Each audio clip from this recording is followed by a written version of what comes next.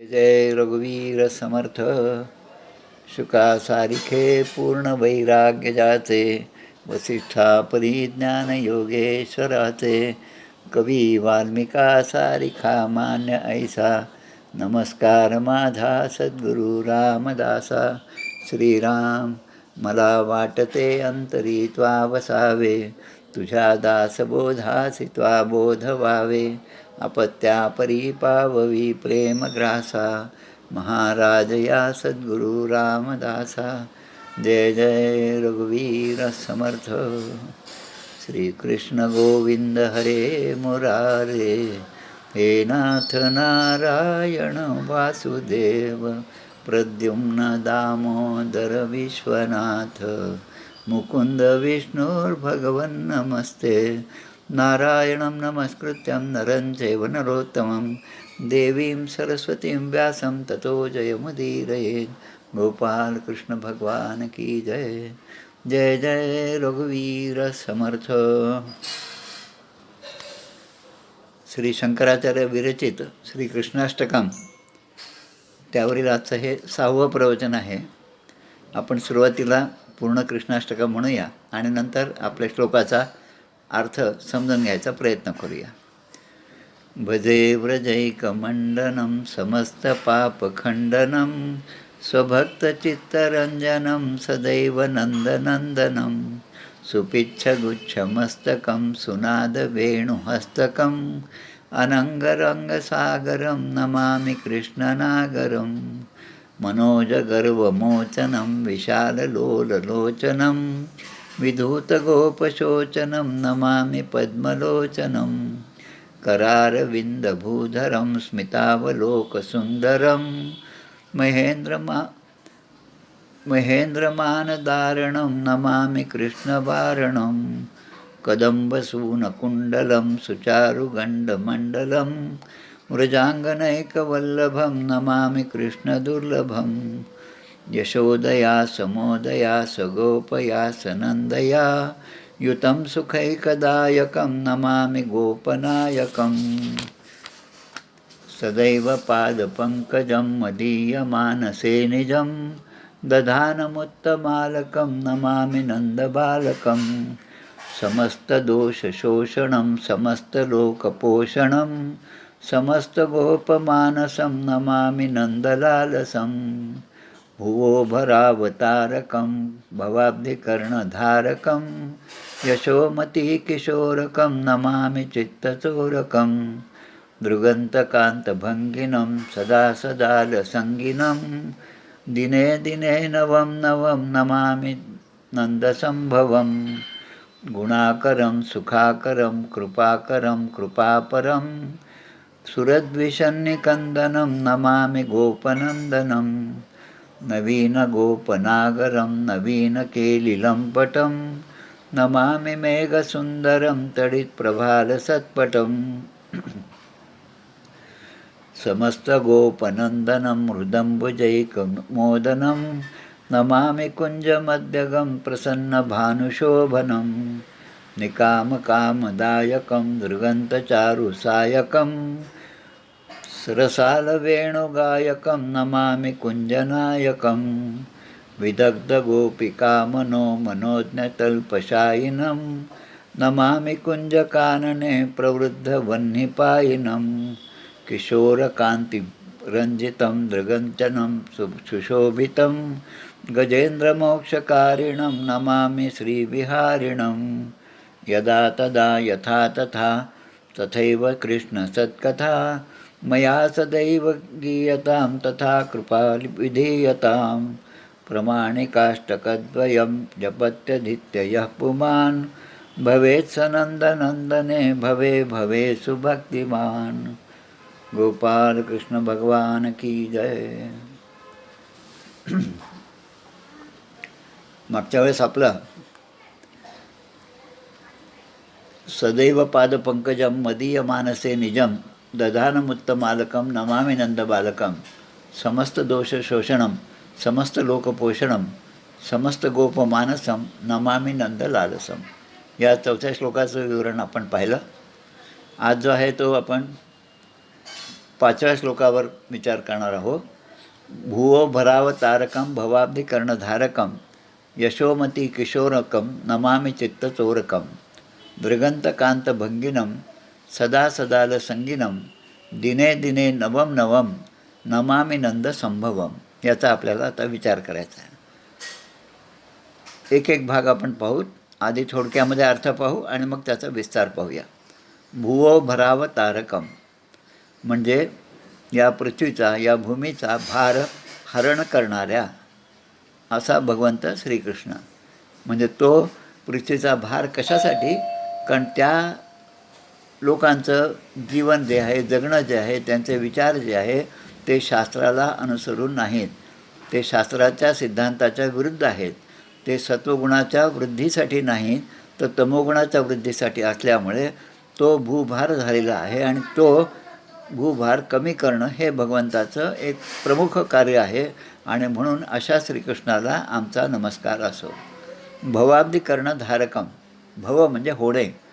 भव म्हणजे या भवसागरामध्ये आपण जो जन्ममृत्यू संसार आहे, जन्ममृत्यूरूप या संसारामधून आपल्याला सहजपणे तारून नेणारा कर्णधार, जसा बोटीचा एक कर्णधार असतो, जसा क्रिकेटचा एक कर्णधार आहे जो सगळ्यांना योग्य ते मार्गदर्शन करतो आणि भवसागर पार करून नेतो, त्याप्रमाणे तो श्रीकृष्ण.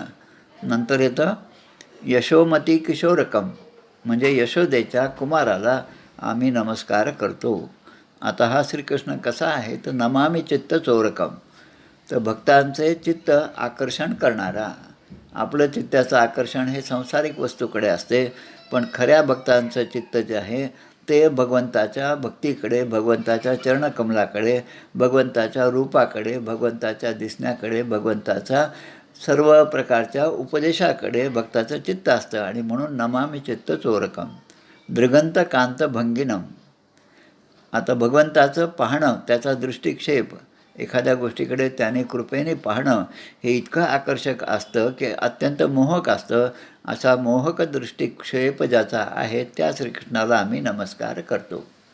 सदा सदाल संगीनम म्हणजे दिव्य सखी जे आहेत, या सगळ्या गोपी ज्या आहेत, जे पूर्वजन्मामध्ये सुकृताने पूर्वीच्या काळामध्ये जे ऋषीमुनी होते, जे श्रेष्ठ अशा पदवीला प्राप्त झाले होते, ज्याने भक्ती केली होती आणि त्या भक्तीचा परिणाम म्हणून आज त्यांना गोकुळामध्ये जन्म त्याने घेतलेला आहे.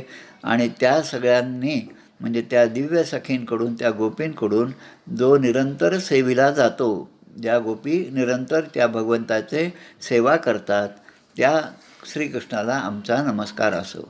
आणि दिने दिने नवम नवम म्हणजे रोज रोज जरी आपण त्या कृष्णाकडे पाहत असलो, त्यांच्या फोटोकडे पाहिलं, चित्राकडे पाहिलं, त्यांच्या लीला आपण श्रवण केल्या, तरीसुद्धा दुसऱ्या दिवशी पुन्हा कालच आपण हे सगळं ऐकलं, आता पुन्हा कशाला आज ऐकायचं असं कधीच वाटत नाही. पण जो जो आपण श्रवण करतो तो आपल्या मनामध्ये भक्तीचा उदय होत जातो. म्हणून दिने दिने नवम नवम असं म्हटलेलं आहे.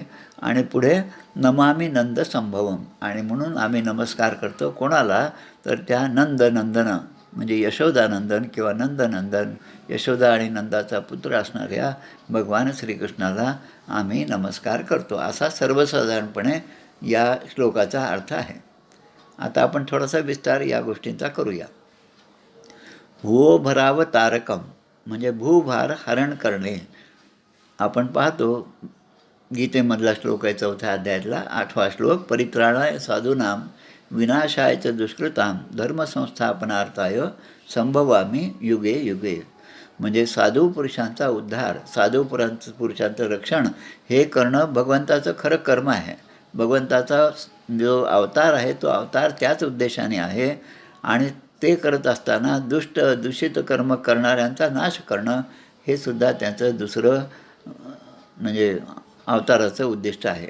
आता कसं असतं की आपण आपल्या घरामध्ये काही सण आहेत, साधू संत येणार आहेत, समर्थांच्या चरणपादुका येणार आहेत, तर त्यावेळेस आपण आपलं घर सगळं स्वच्छ करतो. ते स्वच्छ करत असताना आपल्या कामाच्या ज्या वस्तू आहेत त्या पुन्हा पुसून त्या चांगल्या ठिकाणी व्यवस्थितपणे आपण ठेवतो.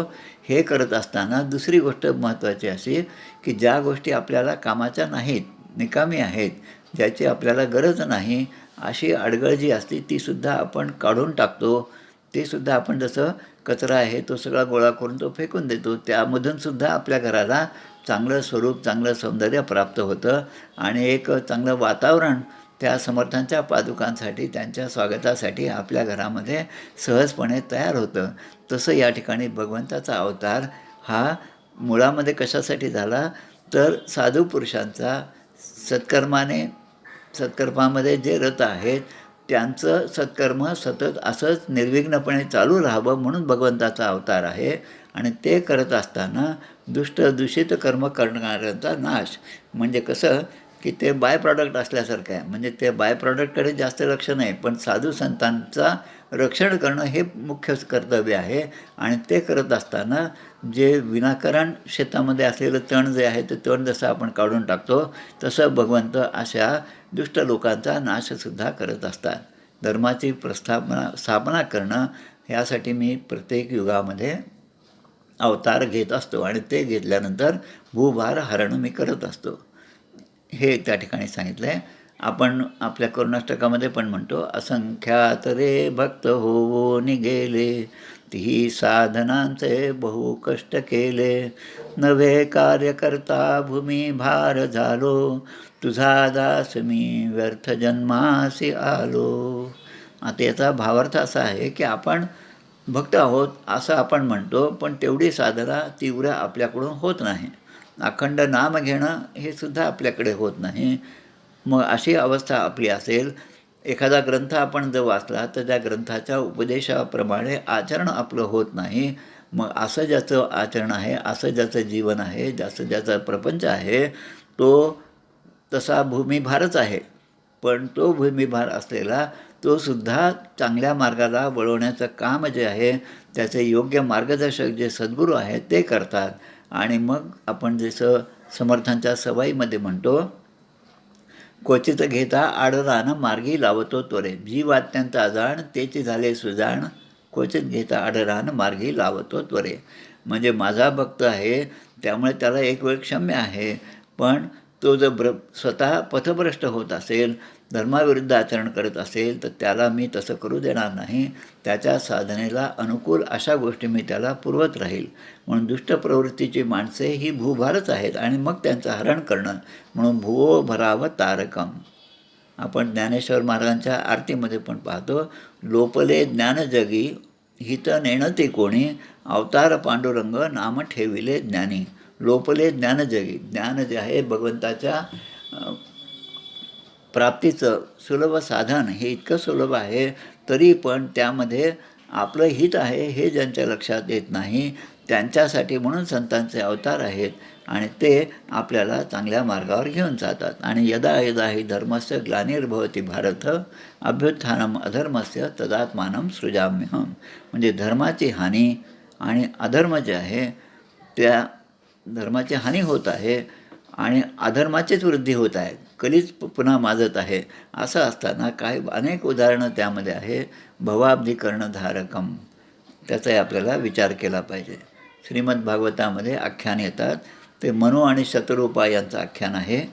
त्यांचे पुत्र म्हणजे उत्तानपाद. उत्तानपादाच्या 2 पत्नी सुनीती आणि सुरुची, एकीचा ध्रुव आणि दुसरीचा उत्तम आहे. या ध्रुवाच्या वंशामध्ये पुढे अंगराजा होऊन गेला. अंगराजा हा खूप धार्मिक प्रवृत्तीचा आणि सत्प्रवृत्त असा होता, पण त्याचा विवाह जो आहे तो सुनीता नावाच्या एका मृत्यूच्या कन्येशी झाला होता. आणि मृत्यूचीच कन्या असल्यामुळे तिचा परिणाम त्या मुलावर झाला.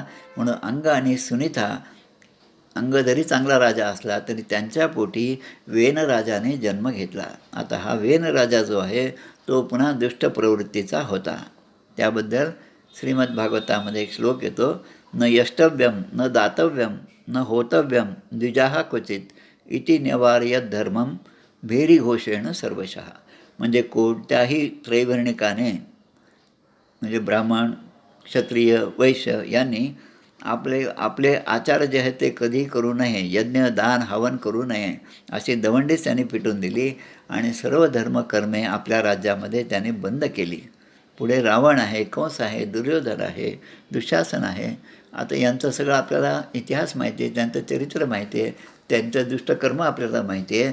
त्यामुळे आपण आपल्या मुलांची नावं अशी कधीच ठेवत नाही. विष्णू सहस्रनामामध्ये शोधून भगवान विष्णूंचं जे गुण आहेत, सद्गुण आहेत, त्यांचं वर्णन करणारी जी नावं आहेत ती नावं आपल्या मुलांची आपण ठेवतो.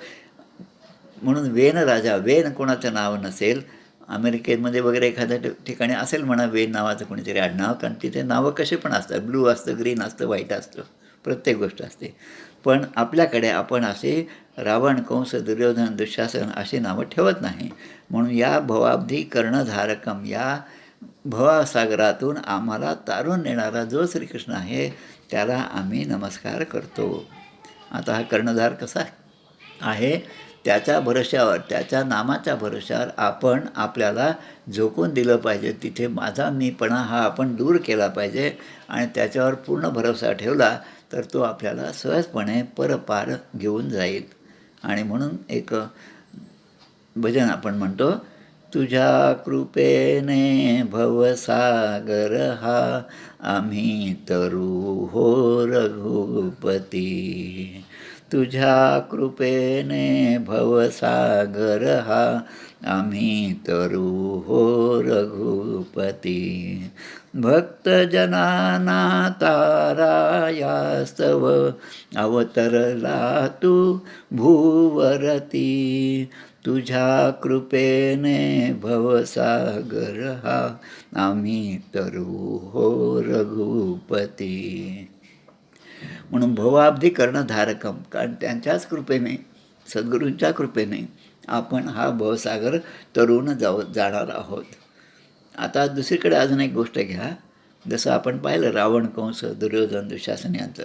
आता सीतेचं हरण झालेलं आहे, रामायणातला प्रसंग आहे. तेव्हा त्या सीतेचं रक्षण करणारा जटायू होता आणि घराघरामध्ये असा जटायूचा जन्म व्हावा की जो महिलांवरचा, दीनदुःखितांच्यावरचा अत्याचार दूर करणारा आहे. त्या ठिकाणी जटायूचा जन्म व्हावा. आणि असं म्हणणारे आपले आचार्य विनोबा भावे, त्यांच्या एका पुस्तकामध्ये हा उल्लेख त्यांनी केला आहे. पण रावण, कंस, दुर्योधन, शकुनी हे तर आपल्या जगामध्ये आहेतच. म्हणजे कौरवी वृत्तीची जे माणसं आहेत ती आहेतच. पण प्रवृत्त समाज निर्माण व्हावा आणि तो होण्यासाठी सुलभ उपाय जो आहे की भगवंताच्याबद्दलचं प्रेम जे आहे, भक्ती जी आहे ती सर्वांच्या हृदयामध्ये स्थापन करणं. आणि ह्याच उद्देशाने देवर्षी नारदांनी त्या भक्तीचं जे वैराग्य आणि वैराग्य आणि तिचे जे 2 पुत्र होते त्यांचं जे म्हणजे ते असे गळाल्यासारखे होते, मूर्छित झालेले होते. तेव्हा नारद असा पण करतात की आता मी माझ्या भगवंताच्या कृपेने यांच्यामध्ये पुन्हा भक्तीचा उदय करेन. आणि त्याप्रमाणे व्यासांच्याकडून त्यांनी श्रीमद भागवताची रचना केली. आणि घरोघरी आजही आपण पाहतो टी व्हीवर कितीतरी ठिकाणी कितीतरी लोक या सगळ्या श्रीमद भागवताच्या सप्ताहासाठी हजर असतात. आणि म्हणून आपण जे आरती म्हणतो, एका रामाच्या ह्याच्यात पण एक आरती म्हणतो, ही रामनाम नौका भवसागरी तराया, मदमोह लोभ सुसरी, किती डंखिती विकारी, ते दुःख शांत बाया, मांत्रिक रामराया. सुटले अफाट वारे, मन तारू त्यात बिथरे, त्या वादळातून या नेईल रामराया. भ्रमभोवऱ्यात अडकली, नौका परी न बुडली, धरून सुकाणू हाती बसलेत रामराया. आम्ही सर्वही प्रवासी जाणार दूरदेशी, तो मार्ग दाखवाया अधिकारी रामराया. हा देह नाशिवंत जाण्यास ना समर्थ, तारी तारी रामराया, दीनदास लागे पाया. म्हणजे भवाब्धी कर्णधारकम, या भवसागरातून दूर नेण्यासाठी प्रत्यक्ष रामराय आपल्या नौकेचं सुकाणू स्वतःच्या हाती घेऊन ते बसलेले आहेत. आणि त्यामुळे आता आपण निर्धास्तपणे भक्तिमार्गावर मार्गक्रमण करावं, भक्तिमार्गाचं आचरण करावं, हा यातून उद्देश आहे. आणि म्हणून अशा भवाब्धी कर्णधारकाचा प्रती आम्ही आमचा नमस्कार करतो. आता पुढे अजून काय त्याच्यामधला शब्द आहे, यशोमती किशोरकम नमामि चित्तचोरकम. यशोमती किशोरकम म्हणजे यशोदा, नंद यांचा किशोर, यांचा मुलगा जो आहे त्याच्या लीलामध्ये पूर्ण ब्रजवासी, पूर्ण गोकुळ, वृंदावन हे सगळे त्यामधले राहणारे प्रत्येकजण, आधी गाई म्हशी सगळे जनावरंसुद्धा त्याच्या प्रेमामध्ये इतके बुडून गेलेले आहेत की त्याशिवाय दुसरा कोणताही विचार त्यांच्या चित्तामध्ये नव्हता. आणि म्हणून नमामि चित्तचोरकम, चित्तामध्ये आपल्या जर इतर गोष्टी असल्या, चित्तामध्ये आपल्या प्रपंच असला, चित्तामध्ये आपला म्हणजे जुनी आपण केलेली नोकरी आपल्या चित्तामध्ये असली, तर नोकरी संपली तरी, निवृत्त झालं तरी माणूस हा स्वतःला नोकरीत असल्यासारखाच वागत जातो. याला आमचे रामकृष्ण परमहंस म्हणतात की बोट ही जी आहे, नाव जी आहे, ती समुद्रामध्ये जोपर्यंत आहे तोपर्यंत चांगलं आहे, पण समुद्राचं पाणी त्या बोटीत शिरू नये. म्हणजे मी नोकरीमध्ये होतो हे ठीक आहे, पण ती नोकरी माझ्यामध्ये शिरणं म्हणजे नोकरी संपली तरी तोच आविर्भाव की मी मोठा साहेब होतो, मी मोठा अधिकारी होतो, हा जर आपण जपत गेलो तर ह्या चित्तचोरकम नमामी जे आहे ही सोय त्या ठिकाणी होणार नाही. त्या भगवंताचं अधिष्ठान आपल्यामध्ये असूनसुद्धा आपण त्या भगवंतापासून कितीतरी दूर जाणार आहोत. आणि म्हणून धरेवरील दुष्टभार दूर तू करोनिया, वसुंधरेस तारेसी सदैव कृष्ण मोहना, सुकाणुजीव तारुजे तुझ्याच हाती केशवा, भवार्णवात पैल तीर तारुणीच नेतिला.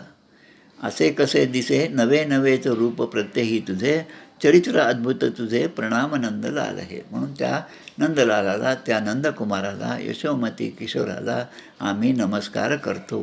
नमामि चित्तचोरकम म्हणजे आपल्या मनामध्ये प्रपंचातली कुठलीही गोष्ट नसावी, पण परमार्थाच्या प्राप्तीसाठी ज्या ज्या गोष्टीची आवश्यकता आहे त्या गोष्टीचाच विचार माझ्या चित्तामध्ये सदैव असला पाहिजे. आणि म्हणून आपल्याला आपले ज्ञानेश्वर महाराज हरिपाठाच्या एका अभंगामध्ये सांगतात, त्रिवेणी संगमी नाना तीर्थे भ्रमी, चित्त नाही नामी तरी ते व्यर्थ. कारण चित्त जे आहे ते सगळ्यात महत्त्वाचं आहे. नामामध्ये जर चित्त रंगलं नाही, नामामध्ये जर आपण एकरूप झालो नाही त्या नामाशी, तर बाह्यक्रिया आपल्याकडून घडत जातात. त्रिवेणी संगमी नाना तीर्थे भ्रमी, बाह्यरूपाने हे सगळं होतं. बाह्यरूपाने आपण पूजा करतो, बाह्यरूपाने मंत्र म्हणतो, हे सगळे कर्म जे आपल्याकडून होत असतात. पण आपल्याला समर्थ सांगतात, नव्हे कर्मना धर्मना योग काही, नव्हे भोगना त्यागना सांग पाही, म्हणे दास विश्वास नामी धरावा, प्रभाते मनी रामचिंतित जावा. आणि म्हणून मनामध्ये त्या नामाबद्दलचा विश्वास, पूर्ण विश्वास हा असेल तर मग आपल्या कर्मातून काही जरी आपल्याकडून काही चूक झाली तरी त्याची बाधा आपल्याला होणार नाही. आणि ते सद्गुरू आपल्याला आपल्या कर्मातले जे दोष आहेत ते दोष दूर करून अपिचेत सुदुरात्मा भजते माम अनन्य भाग या न्यायाने आपल्याला ते सन्मार्गावर नेतील. आणि म्हणून नमामि चित्तचोरकम, अशा चित्त चोरून नेणाऱ्या त्या भगवान श्रीकृष्णाला आम्ही नमन करतो, असा त्यामधला अर्थ आहे. आता आपण पुढच्या श्लोकाचा अर्थ पाहूया. गुणाकरम सुखाकरम कृपाकरम कृपापरम, सुरद्विषन्निकंदनम नमामि गोपनंदनम, नवीन गोपनागरम नवीन केली लंपटम, नमामि मेघसुंदरम तडित प्रभाल सत्पटम. यामध्ये नवीन गोपनागरम, नागर याचा अर्थ आपण म्हणजे नागरिक म्हणतो. नागरिक म्हणजे त्या भागामध्ये राहणारे जे सगळे माणसं आहेत त्याला आपण नागरिक म्हणतो. आता नागर कशामुळे म्हटलं, नटनागर म्हटलं आहे कृष्णाला, तर नागर याचा अर्थ जो चतुर आहे, जो म्हणजे शिष्ट आहे, सुशील आहे, सभ्य आहे, नम्र आहे, विनयशील आहे आणि सुसंस्कृत आहे. म्हणजे सर्व गुणाने संपन्न जो आहे तो चतुर जो आहे त्याला आपण नागर म्हणतो. नवीन गोपनागरम, नवीन म्हणजे सगळ्यांपेक्षा काहीतरी वेगळे गुण या भगवंतामध्ये आहेत आणि म्हणून प्रत्येकजण या भगवंताकडे आकर्षित होत असतो. आणि त्याचं आकर्षणाचं मुख्य कारण काय, गुणाकरम म्हणजे सगळ्या चांगल्या गुणांचं भांडार त्याच्या ठिकाणी आहे, तो भांडारच आहे त्या सगळ्या गुणांचा. सुखाकरम म्हणजे आणि कृपाकरम म्हणजे कृपानिधान आहे, कृपेचा साठा, भरपूर साठा त्याच्या ठिकाणी आहे. आणि त्याची कृपा झाली तर काहीही होऊ शकतं. कुठलीही गोष्ट जी असंभाव्य असं आपल्याला वाटतं तीसुद्धा सहजपणे करणारा अशी त्याची कृपा आहे.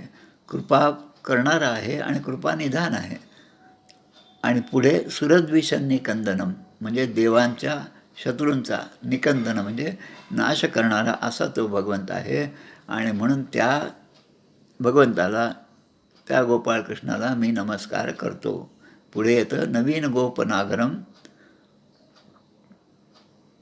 नवीन केली लंपटम, म्हणजे त्याची शरीरकांती मेघाप्रमाणे, नमामि मेघसुंदरम, मेघाप्रमाणे शरीरकांती श्यामल अशी आहे. त्याची अंगकांती ही जी आहे ती विद्युलतेसारखा तशी आहे. कारण विद्युलता कशी, आपण जेव्हा पाहतो वीज चमकताना त्याकडे पाहिल्यानंतर खरं म्हणजे पूर्ण अंधार असतो, एखादा क्षणभर ती वीज चमकते आणि त्या वीज चमकण्यामधून जो प्रकाश येतो तो पांढरा पिवळ्या रंगाचा प्रकाश तो झळकत असतो आणि क्षणभर आपलं सगळं चित्त तो मोहून घेतो. तसा पितांबर ज्याने धारण केलेला आहे, पिवळा पितांबर, आणि तो त्याच्या ठिकाणी आमचं मन हे आकर्षित होत आहे. आणि नवीन नवीन विहार करणाऱ्या, म्हणजे रोज नवीन नवीन काहीतरी गोष्टी करणारा असा श्रीकृष्ण जो आहे त्याला आम्ही नमस्कार करतो. आणि भगवंताचा अजून एक श्लोक आपण जो नेहमी म्हणतो तो श्लोक पहा, याच अर्थाचा आहे. शांताकारं भुजगशयनं पद्मनाभं सुरेशं विश्वाधारं गगनसदृशं मेघवर्णं शुभांगं लक्ष्मीकान्तं कमलनयनं योगिभिर्ध्यानगम्यं वंदे विष्णुं भवभयहरं सर्वलोकैकनाथं. म्हणजे भगवंताचे, महाविष्णूचे सगळे गुण या ठिकाणी दिलेले आहेत. तसंच या ठिकाणी कृष्णाचं वर्णन या ठिकाणी सुरू आहे. गुणाकरम, गुणाचे भांडार, भगवंताच्या लीलांचे वर्णन, गुणांचे वर्णन मानवाला खरं म्हणजे यथार्थपणे करता येत नाही, पण तरी पण आपण प्रयत्न करतो आणि आपल्या मनातले भाव आपण शब्दांनी व्यक्त करतो. आणि त्या भगवंताला आपण, निर्गुण भगवंताला आपण सगुण रूपामध्ये आणणं हे याचा प्रयत्न आपण करतो. आणि अशा श्रेष्ठ सद्गुणांचा जो भांडार आहे, निधी आहे, समुद्र आहे, त्याला आम्ही नमस्कार करतो. सुखाकरम, कारण सुख काय, सगळं खरं सुख जे आहे प्रपंचामध्ये सुख नाही. ज्या ठिकाणी नेहमीची जी गोष्ट सांगतात तसं, सुई बाहेर पडली आणि घरामध्ये पडली आणि बाहेर शोधत बसलो, हे कसं आहे, तसंच तो भगवंत कुठे आहे, तर सगळीकडे आहे तो.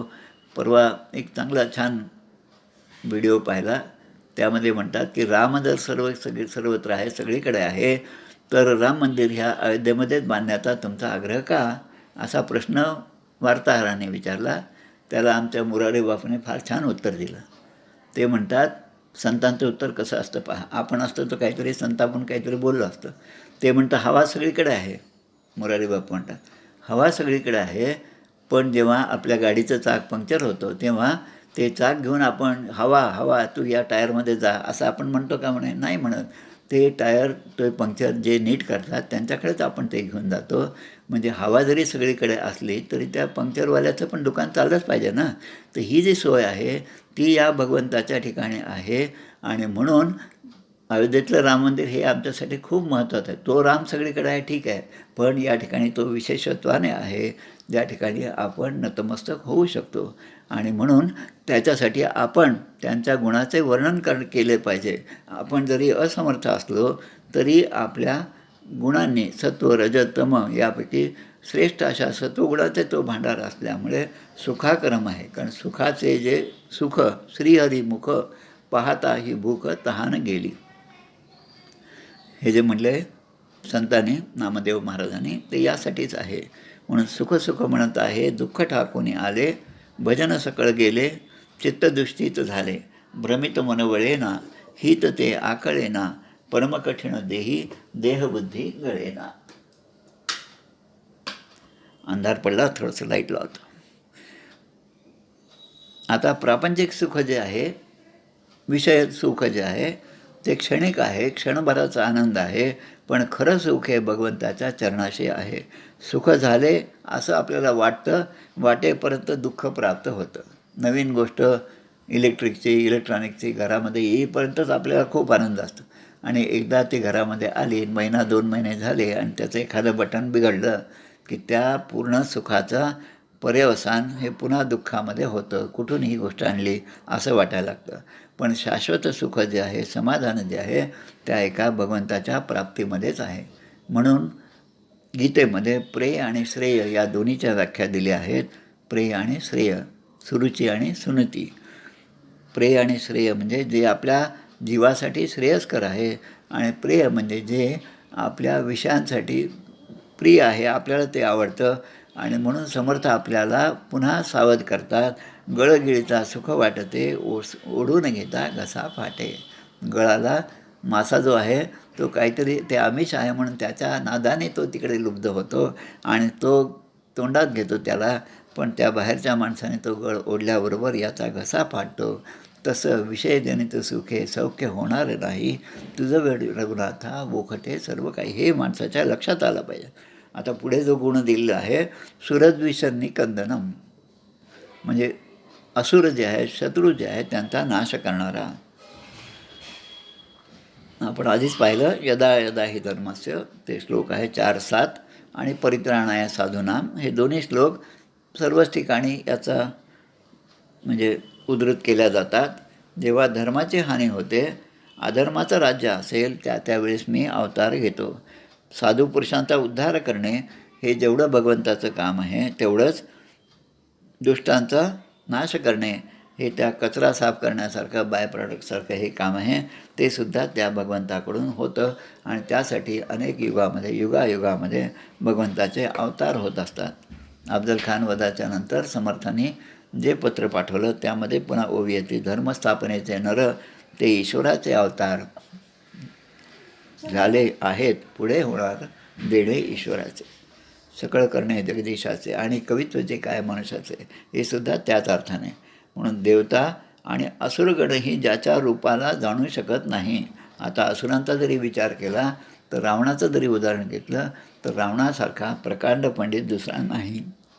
रावणासारखी आराधना दुसरी कोणी केली असेल असं नाही, पण त्यांच्याकडे ही सगळी शक्ती होती, ही उपासना होती, पण त्याचा मूळ उद्देश जो होता तो चांगला नव्हता आणि म्हणून त्याचा नाश झालेला आहे हे आपण पाहतो.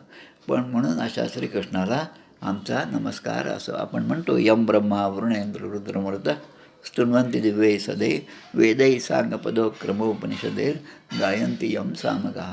हे सगळे सामगान जे आहे भगवंताचं गुणगानच गातात आणि म्हणून अशा भगवंताला श्रीकृष्णाला आमचा नमस्कार असो असं त्या ठिकाणी सांगितलेलं आहे.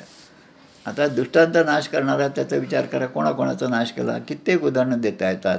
रावण आहे, वाली आहे, आपण रामनामावलीमध्ये सुद्धा म्हणतो रिपुसुत भंजन जय जय राम, रावण मर्दन जय जय राम. कंस आहे, चाणूर आहे, पुतना आहे. दसऱ्याच्या वेळेस आपण रावण दहन करतो, होळीच्या वेळेस होलिका दहन आहे, आणि त्यामुळे खलनिग्रहाय आणि सदरक्षणाय.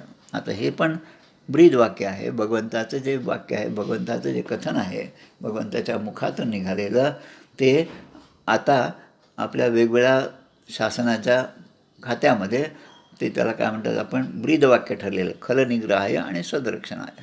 हे मला वाटतं पोलिसांच्या ठिकाणी आहे. आणि म्हणून येई येई हो विठ्ठले माझे माऊली ये, निढळावरी कर ठेवून वाट मी पाहे. म्हणजे या भवसागरातून तारून नेण्यासाठी आम्ही तुझी वाट पाहत आहोत, निढळावरी कर ठेवून. म्हणजे असं आपण जेव्हा कोणाची वाट पाहतो तेव्हा कसं आपण असं हात ठेवून आपण पाहतो की अरे तो आला की नाही, आला की नाही, म्हणजे असं त्या श्रीकृष्णाची आठवण गोपी हे सगळे गोपाळ हे करत होते. आणि तो कृष्ण जेव्हा गोकुळातून बाहेर जात होता तेव्हा तो जाण्याचं जोपर्यंत दिसतोय तोपर्यंत ते सगळे त्याकडे वाट पाहत होते. संध्याकाळ झाली की तो श्रीकृष्ण केव्हा येतो म्हणून यांचे डोळे पुन्हा त्याच मार्गावर असायचे. म्हणजे दिवसभर त्या कृष्णाशिवाय दुसरा विषयच त्यांच्या ठिकाणी नव्हता. आणि म्हणून नमामि चित्त चोरकम असं म्हटलेलं आहे. मला वाटतं आता थांबूया आपण, वेळ झाला. पुढचा श्लोक 6वा श्लोक झाला आपला. आता 7, 8 आणि 9 हे 3 श्लोक आहेत. आता 7वा श्लोक आहे समस्त गोपनंदनम हृदंबुजैकमोहनम नमामि कुंजमध्यगम प्रसन्न भानुशोभनम निकामकामदायकम दृगंतचारु सायकम रसाल वेणुगायकम नमामि कुंजनायकम. याचा विचार आपण पुढच्या वेळेस करूया.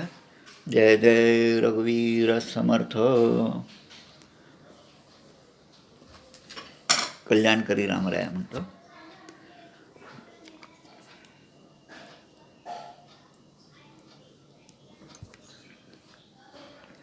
कल्याणकरी रामराया रामराया कल्याण करी राम राया. जनहित विवरी जनहित विवरी जनहित विवरी. कल्याण करी राम राया राम राया. कल्याण करी राम राया. तळमळ तळमळ होतची आहे होतची आहे. हे जन हाती धरी दयाळा. कल्याण करी राम राया राम राया. कल्याण करी राम राया. अपराधी जन चुकतची गेले चुकतची गेले. तुझा तूची सावरी दयाळा. कल्याण करी राम राया राम राया. कल्याण करी राम राया. कठीण त्यावरी कठीणची झाले कठीणची झाले. आता न दिसे उरी दयाळा. कल्याण करी राम राया राम राया. कल्याण करी राम राया. कोठे जावे काय करावे काय करावे. आरंभिली बोहरी दयाळा. कल्याण करी राम राया राम राया. कल्याण करी राम राया. दास म्हणे आम्ही केले पावलो केले पावलो. दयेसी नाही सरी दयाळा. कल्याण करी राम राया राम राया. कल्याण करी राम राया. जनहित विवरी जनहित विवरी जनहित विवरी. कल्याण करी राम राया राम राया. कल्याण करी राम राया. राजाधिराज प्रभु रामचंद्र महाराज की जय. महारुद्र हनुमान की जय. श्रेष्ठ गंगाधर स्वामी महाराज की जय. जय जय रघुवीर समर्थ. गोपाल कृष्ण भगवान की जय. छान झालं. हो धन्यवाद धन्यवाद. हां टायर वाले